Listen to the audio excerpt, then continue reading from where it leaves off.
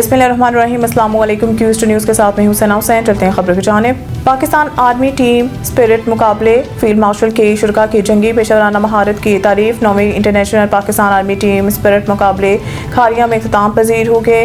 पाक फौज के शोबा ताल्लुकात आमा ISPR के मुताबिक टीम स्पिरिट मुकाबला 60 घंटों पर मुश्तमिल गश्त पर मबनी अस्करी मश्क है। इस मश्क का मकसद पेशेवराना फौजी महारतों में मौसर इजाफा करना है। शोबा ताल्लुकात आमा के मुताबिक 5 फरवरी 2026 से शुरू होने वाली मश्क पंजाब के नीम पहाड़ी इलाकों में अंजाम दी गई। इलाके ने हकीकत पसंदाना और चैलेंजिंग अमली माहौल फराहम किया। ISPR का कहना है कि इख्तितामी तकरीब के मेहमान खसूसी फील्ड मार्शल सैयद आसिम मुनीर थे।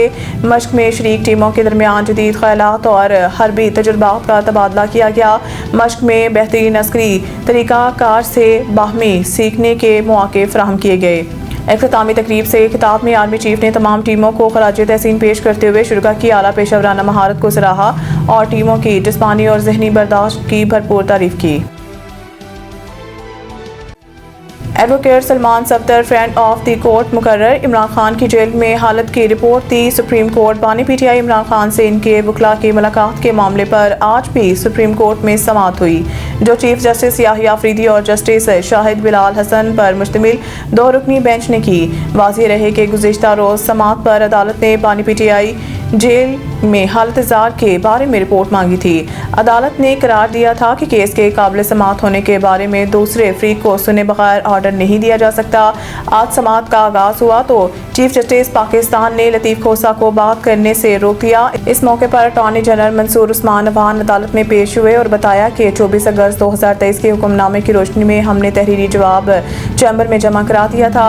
बानी PTI इस वक्त अटक जेल में थे जब ऑर्डर दिया गया था। समाअत के इख्तिताम पर एडवोकेट लतीफ़ खोसा फिर रोस्टम पर आ गए और इस्तदा की कि मुझे भी मुलाकात की इजाज़त दी जाए, जिस पर सुप्रीम कोर्ट ने लतीफ़ खोसा को मुलाकात की इजाज़त देने की सदा मुस्तरद कर दी और आज ही सलमान सफ्दर को अडयाला जेल जाने का हुक्म दे दिया। टैक्स दहिंदगान का डाटा जाहिर करने से मुतालिक पाकिस्तान इंफॉर्मेशन कमीशन के अहकामात मुअत्तल। इस्लामाबाद हाई कोर्ट के जस्टिस खादिम हुसैन सोमरू ने FPR की दरख्वास्त पर PIC ऑर्डर्स पर हुक्म इम्तना जारी किया, जिसमें अदालत ने करार दिया कि मालियाती राजदारी हक़ मालूमात पर फोकियत रखती है।